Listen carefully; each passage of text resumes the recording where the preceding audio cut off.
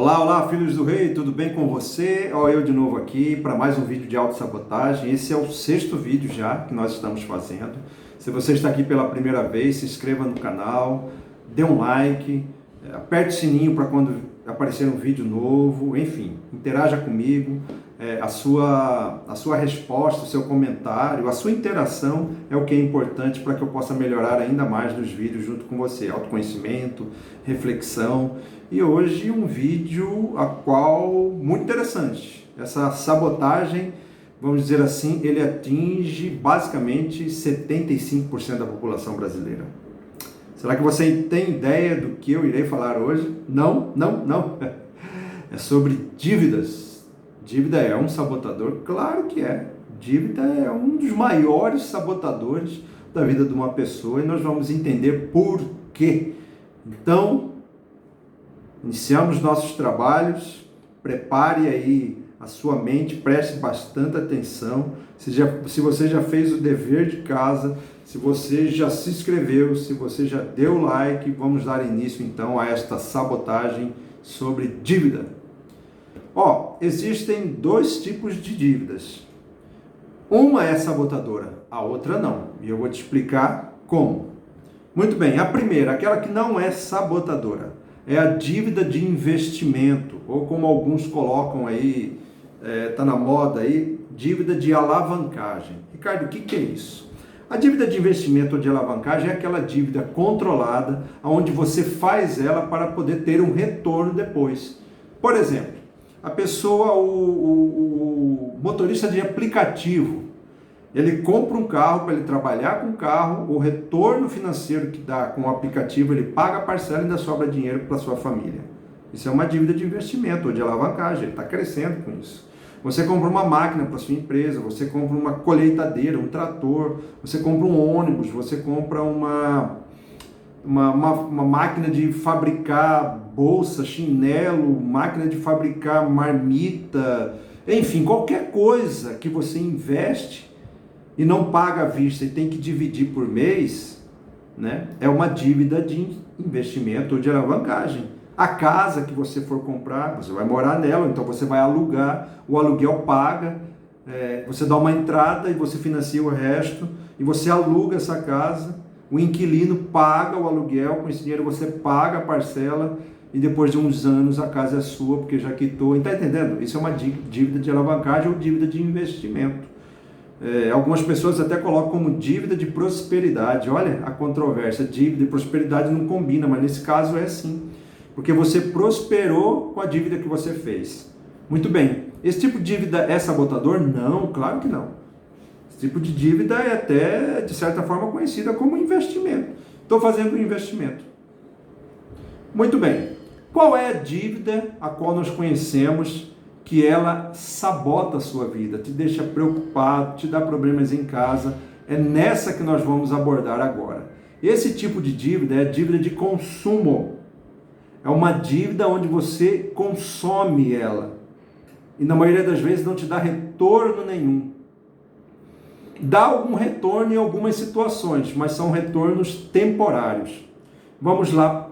Por exemplo, você gosta muito de comprar roupa, mas seu guarda-roupa já está cheio de roupa.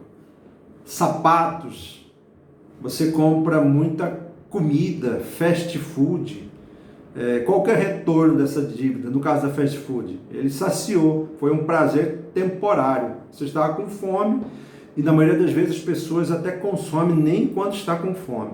Mas a dívida de consumo é quando você compra compulsivamente ou quando você compra algo que você nem precisa.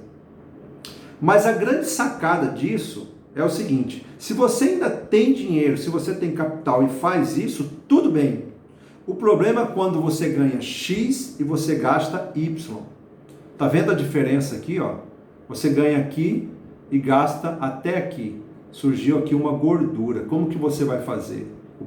Ao próximo mês você tem que pagar essa gordura, mas você vai tirar daqui. Então ele diminui, consequentemente ainda sobra. O pior é quando você está aqui, você gasta até aqui e todo mês você vai gastando. A sua dívida ele vai aumentando. Cartão de crédito. Aí você gasta seu cartão de crédito, você ganha R$ 2.000, você gastou 3, você gastou 4, mesmo que você dividiu, uma hora ele vai extrapolar, mas fora isso tem as contas do mercado do mês, tem a escola das crianças, tem a gasolina que você gasta, tem os gastos fixos que você tem no mês. Por que é um sabotador? Porque uma pessoa endividada, ele não vive bem. Eu estou falando por experiência própria. E também eu devo estar falando para alguém por experiência própria. Com certeza você já teve, você já passou, você passa ou passará por isso. A dívida não é problema. O problema, sabe o que é, gente? É ser inadimplente. É não poder comprar, é não ter nome limpo na praça, como diz aí. Você pode até comprar, mas vai ter que ser uma compra à vista. Você tem que ter dinheiro, cash na hora, porque o seu nome não está apto para comprar, fazer dívida, financiar, dívida no crédito, porque você não conseguiu pagar. E assim, vocês sabem que eu gosto muito de fazer citações bíblicas, e a Bíblia fala muito sobre dívidas, sobre vida financeira. A Bíblia é o manual da vida. O que você quiser tem ali na Bíblia. E eu vou iniciar uma citação que eu gosto muito, que eu vou abrir com ela e vocês vão entender o porquê que eu escolhi ela. Está lá em Romanos, tinha que ser Paulo, né? Romanos 13, Paulo ele faz uma citação impressionante que dá para a gente ter um início de reflexão sobre esse tema de sabotagem de dívida. Vamos lá, ele diz o seguinte, Romanos 13, 7 a 8, anote aí para depois você ler. Paulo diz, dei a cada um o que lhe é devido. Preste atenção. Deem a cada um o que lhe é devido. Se é imposto, imposto. Se é tributo, tributo. Se é temor, temor. Se é honra, também honra. Não devam nada a ninguém. Olha só, não devam nada a ninguém, a não ser o amor de uns pelos outros. Pois aquele que ama seu próximo tem cumprido a lei. Impressionante, né? Impressionante e ao mesmo tempo assustador, porque Paulo diz assim, se você deve, você tem que pagar. Se é imposto, imposto, tributo, tributo, temor, temor, mas você tem que pagar. Por que eu comecei com essa citação? Sabe por quê? Porque é o seguinte, as dívidas, você fez, você contraiu, e de certa forma, como um cidadão, que tem deveres e direitos a serem cumpridos e recebidos, ele tem que pagar. Ele tem que ressarcir.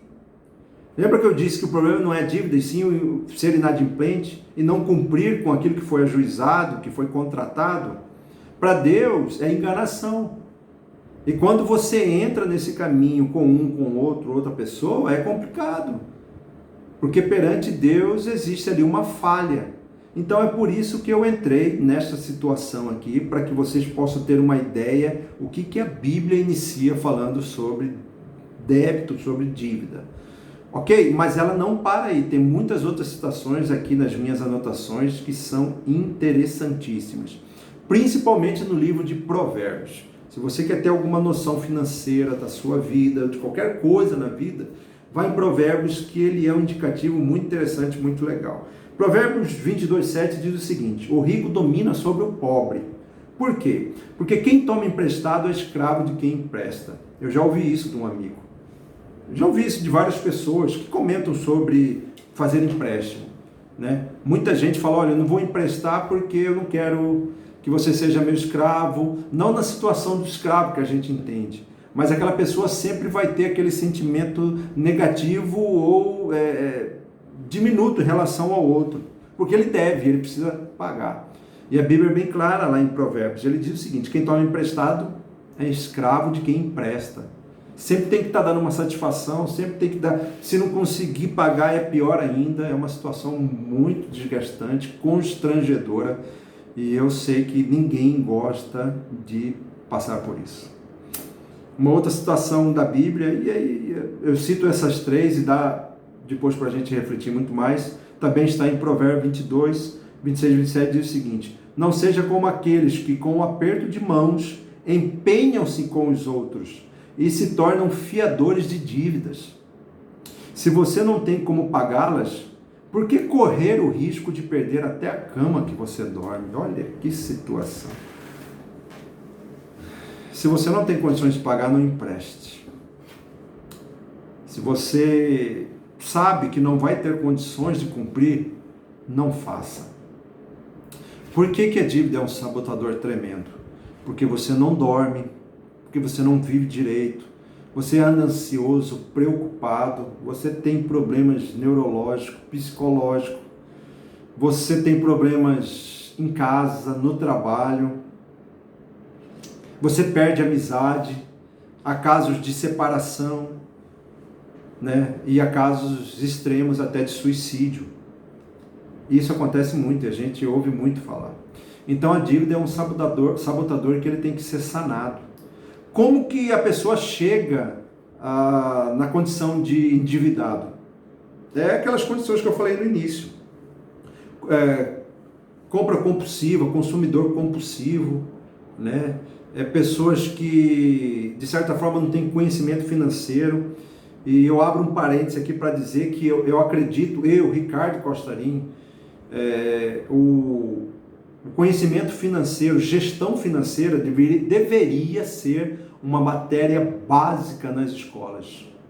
Desde o ensino fundamental até o médio, passando por tudo, todos nós, principalmente aqui no nosso país, onde nós temos uma carga tributária tremenda, onde nós temos um sistema financeiro complexo, nós deveríamos aprender sobre gestão financeira nas escolas, para que a criança aprenda que se eu ganho X, eu preciso gastar até X, ou até menos, metade desse X, para que o restante seja para investir, ou guardar, ou poupar. Então, assim, eu não estou aqui para culpar ninguém que tem dívida. Como eu disse, eu passo por isso, passei em situações mais graves, e a gente vai aprendendo com o tempo, e a gente precisa criar situações para sair disso. Mas se é um sabotador, e a gente abriu aqui para poder falar, você precisa entender, se você está em situação de dívida, não fique preocupado que você não está só. Existem vários caminhos, mas você precisa trilhar esses caminhos com disciplina e com responsabilidade, né? Daqui a pouco eu vou falar como sair das dívidas, mas o que causa? O que causa é isso, é você gastar demais, é você não ter conhecimento financeiro, é você confiar às vezes nas pessoas, porque aí entra como avalista. Enfim, existem algumas situações que você entra em dívida que você pode evitar. Aqui no caso da citação de Provérbio 22, diz que para você não entrar como fiador de ninguém, que você vai ter problema, né? Perdoa as nossas dívidas assim como nós perdoamos os nossos devedores. Tem uma parte na grande oração que Cristo nos ensinou sobre as dívidas, e é interessante você parar para você refletir sobre isso.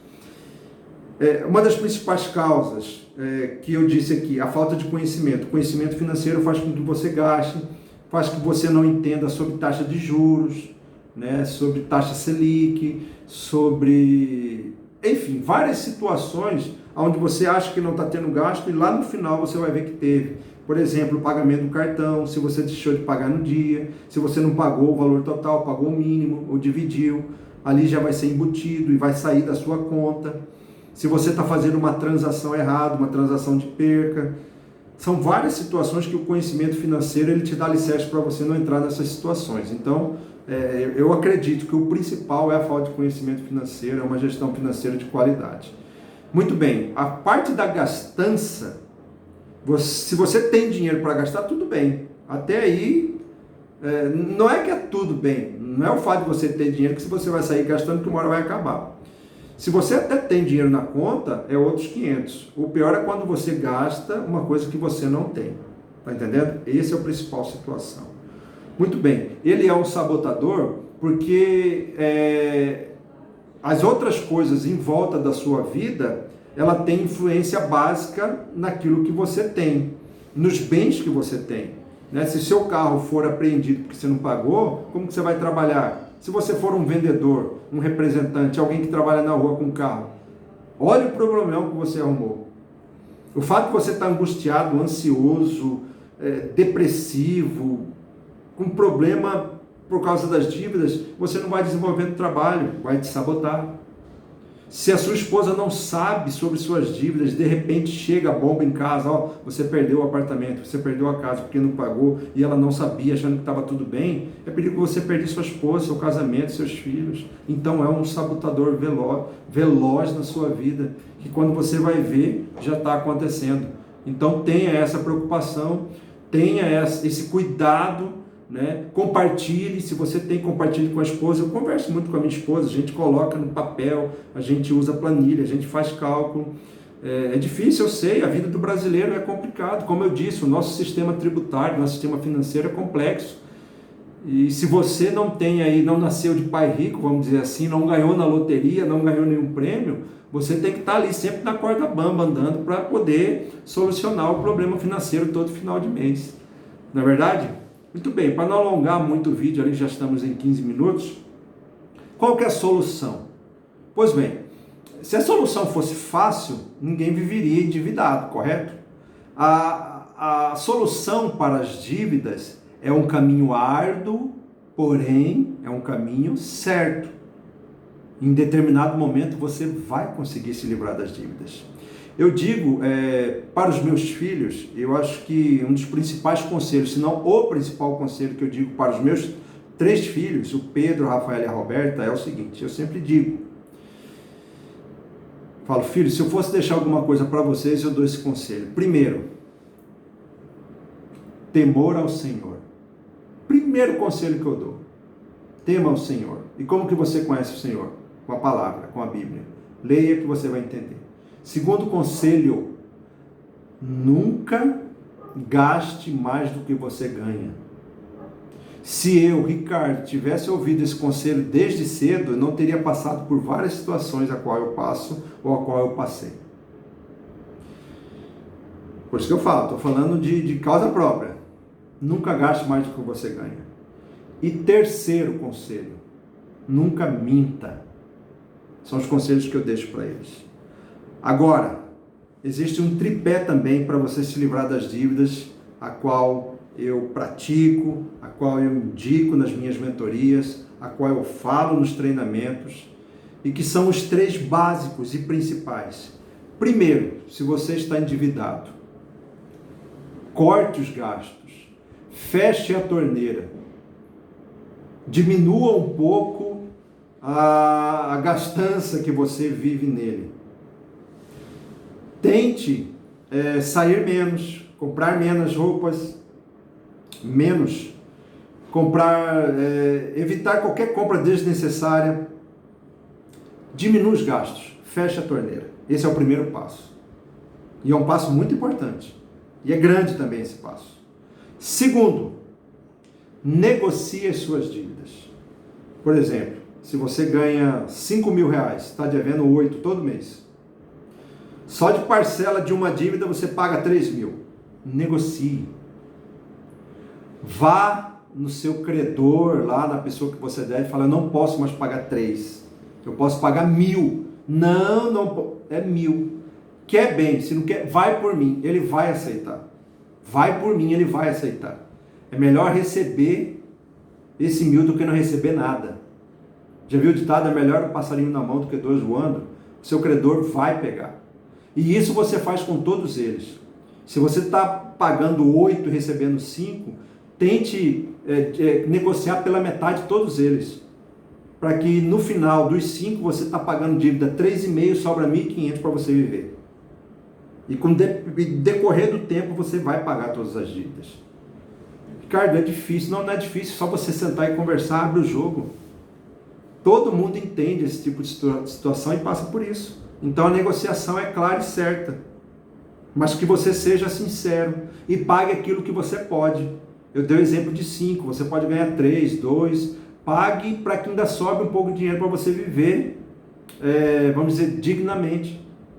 Porque não adianta também você ganhar 5, ganhar 3, ganhar 2 e negociar as dívidas no valor total do seu salário. E aí? Mas você vai ter que comprar, comida, você tem que fazer isso, aquilo, pagar as contas. Entendeu? Negocie. Primeiro ponto, fecha a torneira, diminui os gastos. Segundo ponto, negocie. E terceiro, importante, tente arrumar uma segunda, terceira, quarta renda. Eu sou funcionário público, mas a noite está livre. Comércio informal. Vai montar um lanche, compre roupas no Brás, em Goiânia, para vender. Arrume uma terceira renda. Vai para o digital. Seja um afiliado de uma dessas plataformas, Hotmart, Xroll, enfim, seja um filiado e aprenda. Converse com um jovem que conhece muito esse assunto, aprenda a vender pelo digital, trabalhe à noite, crie uma outra renda. Enfim, esse tripé ajuda muito. É complexo? Eu não vejo muito complexo, mas é um caminho natural. Não adianta você ficar reinventando a roda. Quando eu estou endividado, eu paro de gastar, eu negocio as dívidas e procuro uma renda para sustentar aquela que eu já tenho, que é a base principal. Entendeu? É isso. Porque dívida, gente, é preocupante mesmo. Estou te falando, tem gente que vai para o suicídio, tem gente que foge, a sabotagem é tão grande que minou todo ele. Então é isso, essa sabotagem é uma sabotagem que perturba, que compromete e que de certa forma atinge muita gente. Então elimine também esse tipo de sabotagem, estude, faça uma gestão financeira, busque uma planilha de gastos da tua casa ou da tua empresa, se você está devendo também lá, e comece a controlar tudo aquilo que você ganha e tudo aquilo que você gasta. Coloque na balança de equilíbrio, retire qual que são o seu gasto, tudo aquilo que você tem de gasto fixo na sua casa ou na sua empresa. Tente ampliar o portfólio de vendas, se você, falando mais uma vez para a empresa, se for em casa, aumente mais uma renda, diminui os gastos, sente com a família, converse com todos e diga a situação a que está passando, dialogue com a sua família, dialogue com seus funcionários, com a sua empresa, porque todos passam por isso e entendem também, ok? E ore, peça orientação divina, fale com Deus, converse com o Espírito Santo, ele sempre tem uma resposta. O Espírito Santo sempre vai falar para você: não faz isso, esse é o caminho, vai por mim. Se você é uma pessoa temente, confia em Deus, ele vai falar contigo. Para você, eu sempre gosto de repetir, para você que me ouve aqui, mas que não acredita em Deus, que não tem religião, aprenda pelo menos com as reflexões de Provérbios, porque independente se você não acredita em Deus, você tem uma vida e você precisa viver ela, né? Não é verdade? E aí ele te dá conselhos maravilhosos em relação a isso. Pois bem, encerrando esse vídeo aqui, eu acredito que eu tenha 1 ou 2 no máximo. Estarei posteriormente vindo com uma nova geração de vídeos, com uma outra proposta. Continue no canal, tem muita coisa boa ainda por vir, é só o início, estou só começando aqui nesse mundo digital e eu espero você mais uma vez. Obrigado de coração por ficar comigo até aqui no final e lembre-se sempre, Deus é contigo. Vamos junto. Tchau, até o próximo vídeo.